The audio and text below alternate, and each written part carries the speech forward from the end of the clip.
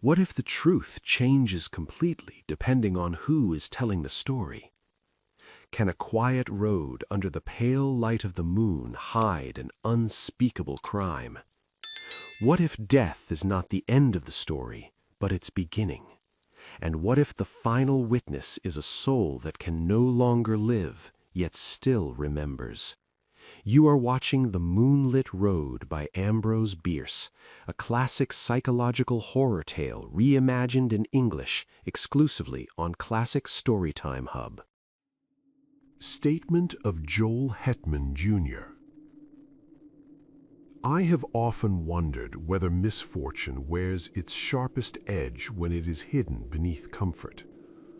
From the outside, my life appears enviable. Money enough to avoid want, a respected name, education, health, and every advantage people spend their lives chasing. Yet none of these things soften what waits beneath them. If anything, they sharpen it. Every privilege becomes a mirror, reflecting a private misery I cannot escape.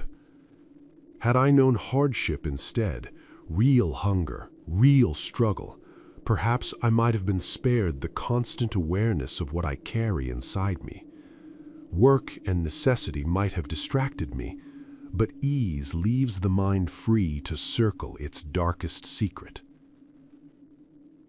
I was the only child of Joel and Julia Hetman. My father was a prosperous landowner, a man of standing in the countryside. My mother was admired by all who met her, graceful, intelligent, and strikingly beautiful. He loved her fiercely, too fiercely, as I later understood. His devotion was not gentle, it was watchful, demanding, and edged with jealousy. At the time, I mistook it for passion. I would come to recognize it as something far more dangerous. Our home stood several miles outside Nashville, Tennessee. It was a large house, irregular in shape, built without elegance but with ambition, as if rooms had been added wherever space allowed. Set back from the road, it rested within a private stretch of trees and carefully kept greenery, a place that seemed secluded, even peaceful. In daylight, it appeared safe. At night, it felt withdrawn from the world, as though the darkness claimed it first. I was 19 then, studying at Yale, far from home and careless in the way only youth can afford to be. One afternoon, a telegram arrived, brief, urgent, and unexplained. It was from my father. There was no room for refusal, no time for questions. I packed at once and boarded the first train south. When I reached the Nashville station, I did not find my father waiting. Instead, a distant relative met me there, his face already burdened with words he did not wish to speak. He told me why I had been summoned. My mother was dead. Not ill, not taken gently in her sleep. She had been murdered, brutally. No one yet knew why. No one could say by whose hand. Only this was certain. My father had left for Nashville the day before, expecting to return the following afternoon. Something delayed him. His business went unfinished. He came home early, traveling through the night, arriving just before dawn. And whatever he found inside that house would change all our lives forever. In his statement to the coroner, my father described the night with a calm that did not belong to it. He said that when he returned home before dawn, he found himself locked out. He carried no key, and he did not wish to wake the servants. Without quite knowing why, or even what he intended to do, he walked around the house toward the back, letting instinct guide his steps more than reason. As he rounded one corner of the building, a sound cut through the silence. A door, closing softly. Not slammed, not hurried, closed with care.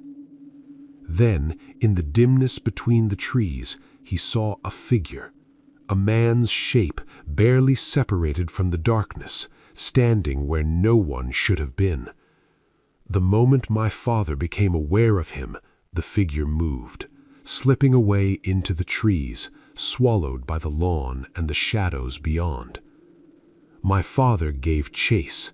He searched the grounds quickly, angrily, convinced at first that he had interrupted some secret meeting, perhaps a servant receiving a forbidden visitor. But the grounds yielded nothing. No footsteps, no movement, only silence. Frustrated and unsettled, he returned to the house. One of the doors stood unlocked. He entered and climbed the stairs, calling no name, expecting no answer. My mother's bedroom door was open. He stepped forward, and darkness took him. His foot struck something heavy. He fell hard, crashing to the floor, tangled with what lay in his path. I will not repeat what followed. I cannot. It was my mother. She was dead, killed by hands that had tightened around her throat until breath, life, and struggle were gone. Nothing in the house was missing. No drawer disturbed, no lock broken.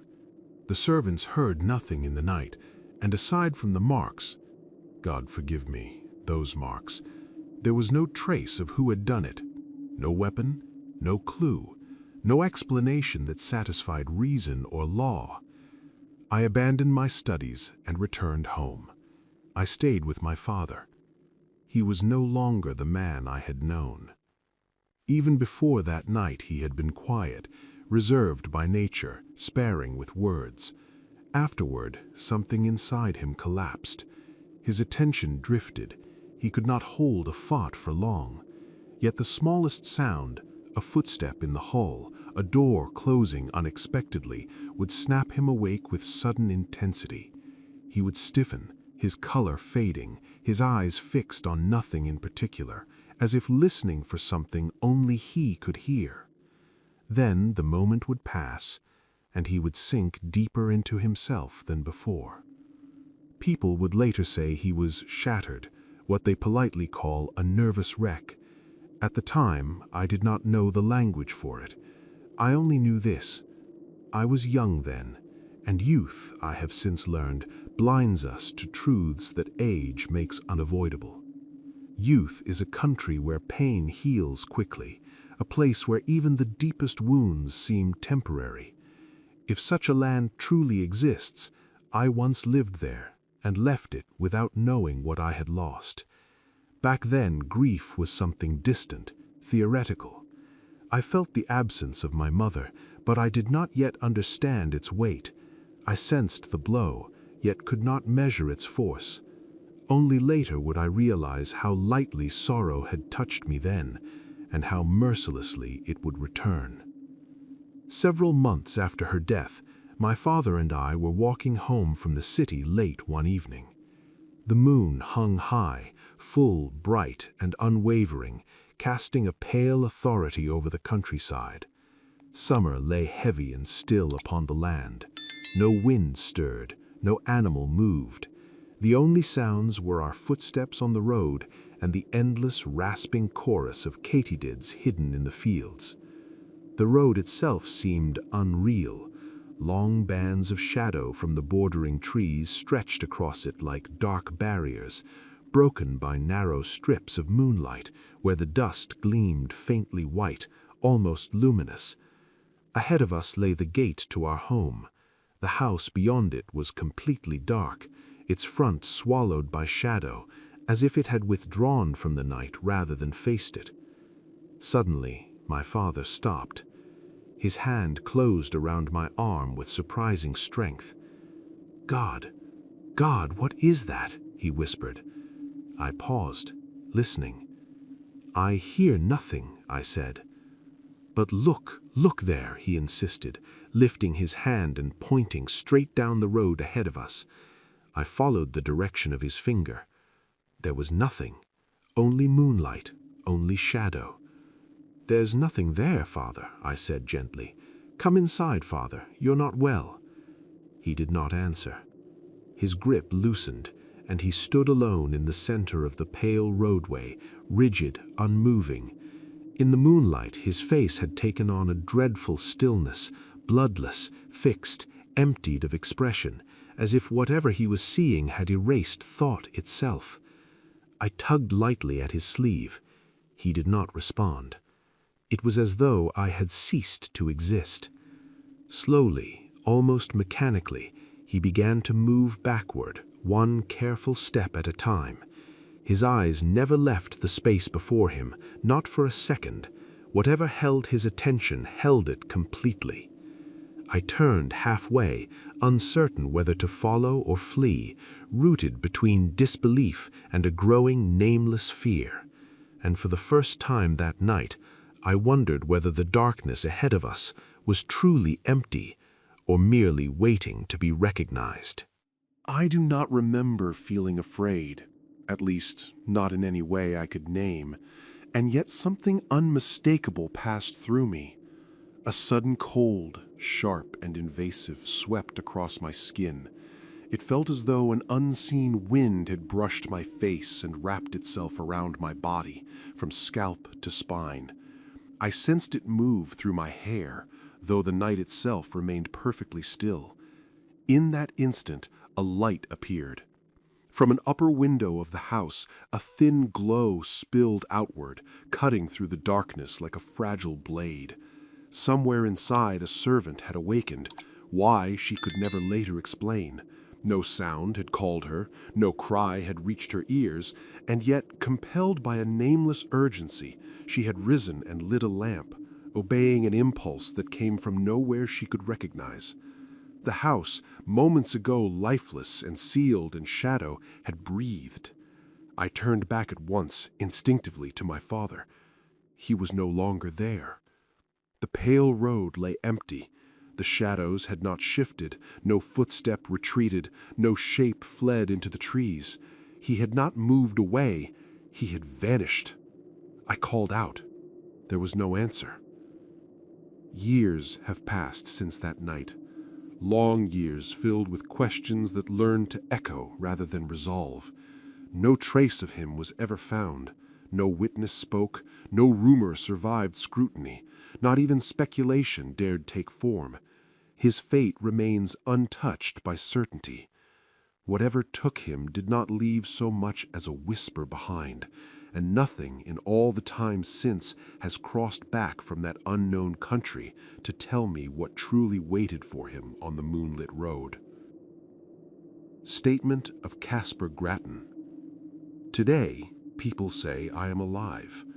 Tomorrow, in this very room, there will be a thing lying still, a useless arrangement of flesh that once answered to my thoughts. If anyone lifts the cloth from its face, it will not be out of kindness nor respect, but from that quiet hunger people have for the unpleasant, curiosity dressed up as concern. Some may ask, who was he? This is the only answer I can give. Caspar Grattan. That name has served me well enough for more than 20 years. How many more my life was ever meant to have, I cannot say. I chose the name myself. I had no other to use, and lacking one, I claimed the right. A man must have a name in this world. It keeps others from confusing him with someone else, even when it explains nothing about who he truly is. Some people, I know, are identified by numbers instead. That seems far worse. Once, years ago, in a city far from this place, I was walking down a crowded street when two uniformed men approached from the opposite direction. One of them slowed, stared at me with an expression I will never forget, and said quietly to the other, "That man looks like 767. The sound of that number struck me like a blow. I did not know why, but it felt ancient, obscene, and unbearable. Without thinking, without looking back, I turned sharply into a side street and ran. I ran until the city vanished behind me, until my strength failed and I collapsed in a narrow country lane, shaking and breathless. I have never escaped that number. It returns to me still, always accompanied by fragments of sound and sensation, laughter without joy, voices choked into madness, the echoing slam of iron doors. I do not remember where these things belong, only that they belong to me. So yes, give me a name, even one I invented. A name is mercy compared to a number. Soon, in the register of the pauper's grave, I will have both, a number to mark the earth above me, and a name no one will remember. What abundance! To whoever finds this writing, I ask only a small kindness. Do not mistake this for the story of my life. I could not tell that story even if I wished to. The knowledge required has been taken from me. What follows, if anything follows at all, are only fragments, broken memories. Some lie clear and orderly, strung together like bright beads on a thread. Others drift far away from meaning, red, violent dreams surrounded by emptiness, gaps where nothing exists, long black stretches between moments of terrible clarity. Think of scattered fires, glowing in a vast wasteland, still burning, still red, long after the world around them has turned to ash. Standing on the shore of eternity.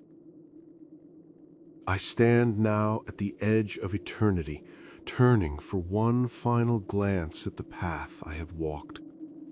20 years of footprints stretch behind me, etched deep in the soil of memory.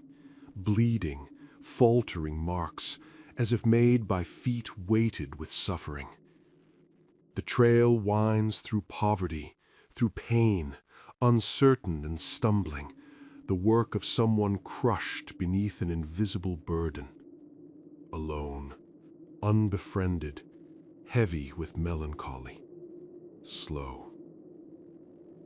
The poet once wrote of me, prophetic words, noble and terrible in their foresight. How admirable, how dreadfully admirable. Beyond the beginning of this road, this via dolorosa of sin and sorrow, the past dissolves into mist. I see only shadowed hints, fragments emerging from clouds. And though these 20 years are all that have passed, I feel the weight of a lifetime. I am an old man, though not by years alone. No one remembers their birth. It must be told to them. Not so with me. Life arrived in my hands already full, already endowed with faculties, with power, with consciousness. Of what came before, I know nothing. Like all, I have only vague impressions, stammering intimations that may be dreams or memories, impossible to distinguish. My first awareness was maturity. Body and mind alike were fully formed. I did not question it. I did not wonder. I simply was. I found myself wandering through a forest, half-clothed, weary beyond measure, every step raw with hunger and exhaustion. A farmhouse appeared. I approached and asked for food. The occupant looked at me kindly, but asked my name. I did not know it. And yet I knew that everyone had one. Embarrassed, I withdrew into the forest. Night came. I lay down among the roots and slept, as if the earth itself could cradle me through what had already begun. The next day I entered a city, a large one, its name lost to the years. What I encountered there I will not recount, nor shall I detail the endless wandering that followed, a life haunted always by a sense of crime and punishment, by terror exacted for imagined sins, by guilt both deserved and undeserved. And now, as I prepare to leave this life behind, I can only attempt to reduce it to narrative, to order a chaos of memory into words that might survive me. There are moments, faint, unreliable, when I believe I once lived near a great city. I see myself as a man of property, prosperous, rooted to the land. I was married then, to a woman I both loved and mistrusted in equal measure. Love did not quiet my suspicion, it sharpened it. There may have been a child, a son perhaps, gifted, promising. His presence drifts in and out of my memory like a figure seen through fog, never fixed, never complete. Sometimes he is there, sometimes he vanishes entirely, as if even memory refuses to grant him substance. One night, an accursed night, I decided to test my wife's faithfulness in the most ordinary and contemptible way imaginable. The method was not born of imagination, but borrowed from the cheap wisdom of jealousy, a trick as old as betrayal itself. I told her I was traveling to the city and would not return until the following afternoon. Instead, I came back before dawn. I approached the door from behind, intending to enter through a door I had secretly altered, a lock that appeared secure but would yield silently to my hand. As I neared it, the door opened, then closed again, gently, deliberately, and a man stepped away from it. I saw only his shape slipping into the darkness, dissolving among the trees. Something savage rose inside me. Murder, naked and immediate, filled my thoughts. I chased him without reason, without plan. But he was gone. Gone so completely that even now I sometimes doubt he was real at all. At times, I wonder whether he was flesh or something my mind created to justify what followed. Blinded by jealousy, driven by a rage that stripped me of thought and mercy alike, I stormed into the house and took the stairs 2 at a time. I reached my wife's bedroom. The door was closed, but I had prepared for that, too. The lock surrendered easily. Inside, there was only darkness. I moved toward the bed. My hands found it rumpled, disturbed, but empty. She's downstairs, I told myself, frightened, hiding. I turned to leave the room and stepped in the wrong direction, the only direction that mattered. My foot struck something soft, a body pressed into the corner of the room, drawn tight against the wall, silent in terror. In an instant, my hands were at her throat. I smothered the cry before it could become a sound. My weight crushed her struggling form to the floor. There was no accusation, no question, no defense offered or demanded. In that blind, suffocating darkness, guided only by rage and certainty, I strangled her and did not stop until she was dead. The dream ends there. I speak of it as something past, but that is a lie born of grammar. It belongs to the present. Again and again, the same dark sequence returns. I plan, I suspect, I confirm, I act, I commit the deed. And then, nothing, a void. Afterward, the world resumes without explanation. Rain drums against filthy window panes. Snow settles on my thin, inadequate clothing. Wheels grind through miserable streets where my life continues in poverty and dull labor. If there is sunlight, it has left no mark on me. If birds exist, they do not sing from my hearing. But there is another dream, another visitation of the night. I stand once more on a moonlit road, surrounded by shadow. I sense that I am not alone. though I cannot at first tell with whom I share the darkness. Then, near the outline of a great house, I see it, the pale shimmer of white fabric. A woman steps into the road. It is my wife. She stands before me as she was left, death written plainly on her face, her throat bearing the marks of what I did. Her eyes meet mine.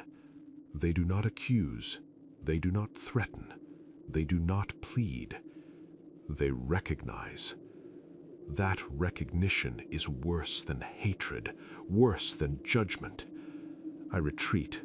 Terror drives me backward, even now, even as I write these words. My hand falters, my thoughts fracture. The sentence breaks apart. See,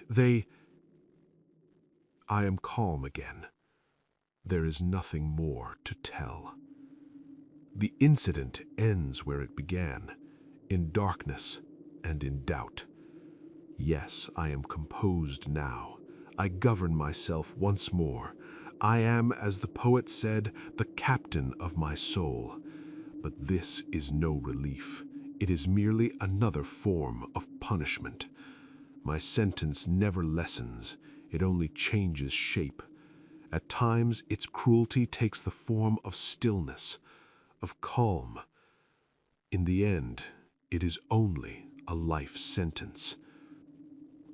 To hell for life is a foolish judgment. The condemned alone decides when the punishment ends. Today, my term is complete. To all who remain, the peace that was never mine. Statement of Julia Hetman.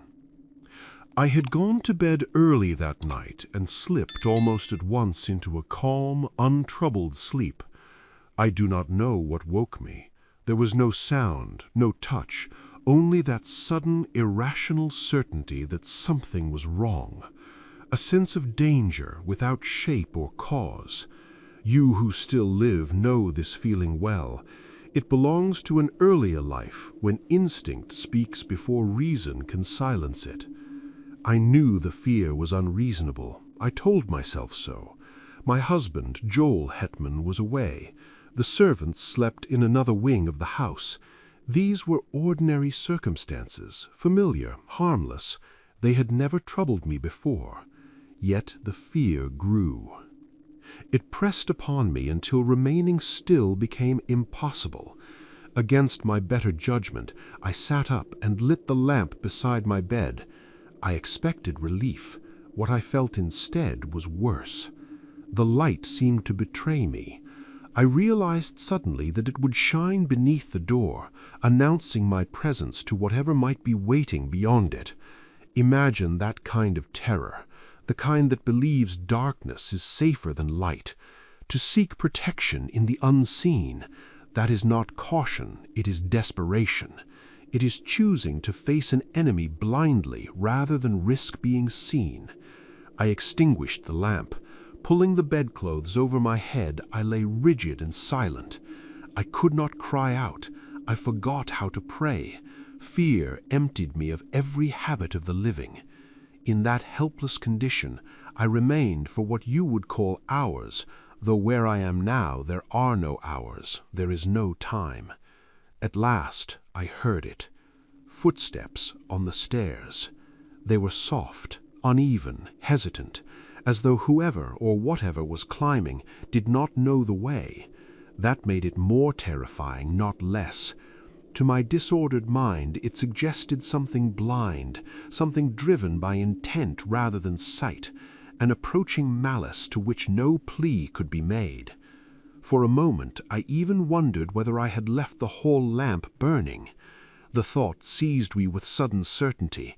The thing groping upward was no man at all, but a creature of the night, guided only by faint light and darker purpose. And as those uncertain steps drew nearer, I understood, too late, that my terror had not been without meaning. What I did next was foolish, completely at odds with the fear I had felt only moments before. But what else can be expected? Fear does not reason. It has no mind of its own. It is a blunt, witless force. The evidence it presents and the advice it gives never agree with one another. We know this well, we who have crossed into the realm of terror. We drift now in a perpetual twilight, haunting the familiar places of our former lives. We move unseen, often even to ourselves and to one another. We hide in forgotten corners, lingering where no one looks, yearning for those we loved while alive. We long to speak to them, to warn them, to comfort them, yet we are mute. And worse still, we fear them almost as deeply as they fear us. There are rare moments when this sentence is interrupted, the rule bends, the silence breaks. Through the undying force of love or of hatred, we sometimes shatter the veil. We become visible, not to all, but to those we most urgently seek, the ones we wish to save, console, or punish. What shape we take when we appear, we cannot know. That knowledge is denied to us. We know only the result, that our presence inspires terror even in those we most desperately want to soothe. The very beings from whom we crave compassion recoil from us in horror. We reach for tenderness and are met with dread. Forgive this wandering aside. It is the rambling of one who was once a woman and is no longer. You who attempt to reach us through these imperfect means cannot truly understand. You ask questions that are naive about things concealed and forbidden. Much of what we know cannot survive translation into your language. What meaning it holds for us dissolves when shaped by your words. We are forced to speak through borrowed minds, through hesitant instruments, using only a narrow fragment of a language that was never meant for us. You believe we belong to another world. We do not. We know no world but yours. Yet it has been stripped of everything that once gave it life. There is no sunlight here, no warmth, no music, no laughter, no birdsong, no companionship of any kind.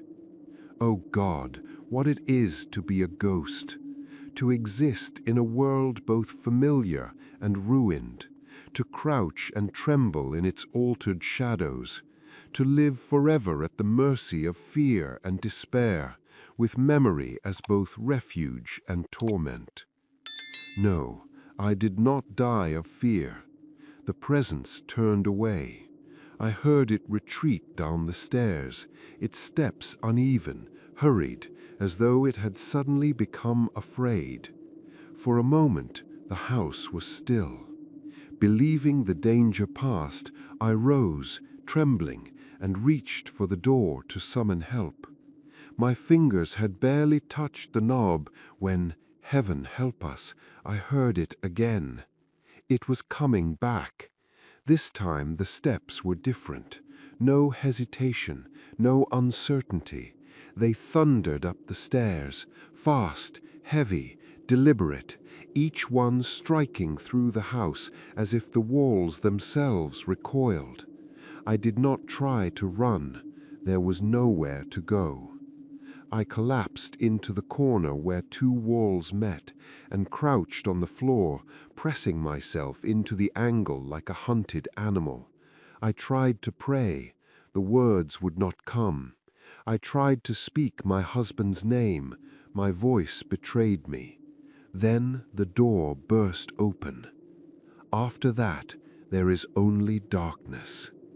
When awareness returned, it as a sensation, not sight. A crushing grip closed around my throat. I felt myself dragged backward. My arm struck weakly against something solid and relentless. My mouth opened without sound. My tongue forced itself between my teeth as breath fled me. And then I entered this life. No, I do not know what it was that killed me. Death grants no revelation of the past. What we knew at the moment of dying is all we ever know of what came before. We gain no higher vantage, no final clarity, no hidden truths are revealed. Memory is our only book, and its pages are already written. We still dwell in uncertainty. We remain in the valley of shadow, moving through its abandoned places, watching from thorns and undergrowth, observing the mad and malignant beings who walk there unknowing. How then could we possess new knowledge of a past already fading? What I am about to tell you occurred at night. We recognize night by your absence. When you retreat indoors and close yourselves away, we are free to move. Then we leave our places of hiding. We walk again through our former homes. We peer through windows. Sometimes we even enter to stand beside you as you sleep and look upon your faces. I lingered long near the house where I was so violently transformed into what I am now. We do that. So long as those we love or hate remain behind, we stay. I had searched in vain for a way to make myself known, to let them feel my presence, to show my love, my sorrow, my yearning. My husband, my son, they remained just beyond reach. Every attempt failed. If they slept, they would wake. If I dared approach while they were awake, their living eyes met mine with terror, repelling me from the very comfort I longed to offer. The glances I sought were twisted, cruel reflections of the life I had once held. That night, I wandered the house, moving silently through shadows, checking each corner, the moonlight casting pale shapes on the floor. They were nowhere, neither indoors nor across the quiet, silvered lawn. The sun was lost to me forever, but the moon, slender or full, remained. It rose and set as it always had, guiding me along paths I had known in life, yet now strange and empty. I left the lawn and walked along the road, alone in white light and heavy silence, my heart aching with sorrow. Then I heard voices, astonishment, reassurance, and gentle admonishment blending together. There, near the shadowed cluster of trees, they stood, my husband and my son, so close I could almost reach them. His eyes, the eyes of the man I loved, were fixed on me. He saw me. At last, for a fleeting, golden instant, he truly saw me. In that moment, all my terror dissolved, as though it had been nothing more than a cruel dream. The deathly spell was broken. Love had triumphed, if only briefly, over the unyielding law that separates the living from the dead. I felt a surge of ecstasy. I must have cried out, "He sees! He sees! He will understand!" I gathered myself, straightened, and moved forward. I smiled, consciously offering the beauty and grace I had carried in life, ready to comfort him, to speak words of tenderness, to bridge the gulf between the living and the dead. With my son's hand in mine, I hoped to restore the broken bonds that death had torn apart. But it was not to be. His face drained of color, his eyes widened with a panic I could not have imagined. The man I had loved, the father of my child, recoiled as though I were a shadowed predator. Step by step he retreated, and then he fled, vanishing into the forest, leaving me standing alone beneath the pale moonlight. Where he went, I will never know.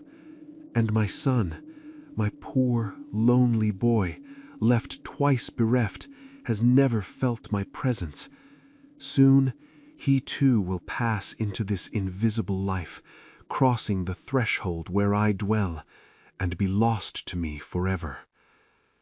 I tried again and again to find a way back to them, to make them understand that I still existed, that love had not died with my body, that pity and devotion still bound me to them.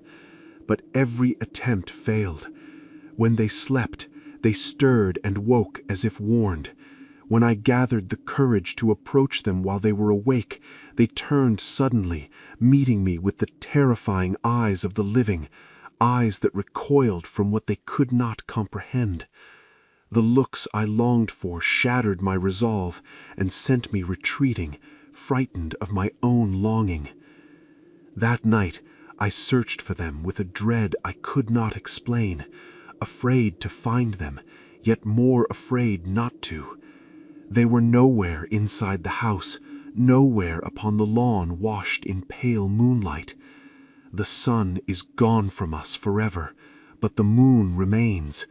Sometimes it glows in darkness, sometimes beneath daylight's illusion, yet it still rises and falls, unchanged, a reminder of the life we once shared. I drifted away from the lawn and onto the road, moving through silence and white light with no destination, only sorrow.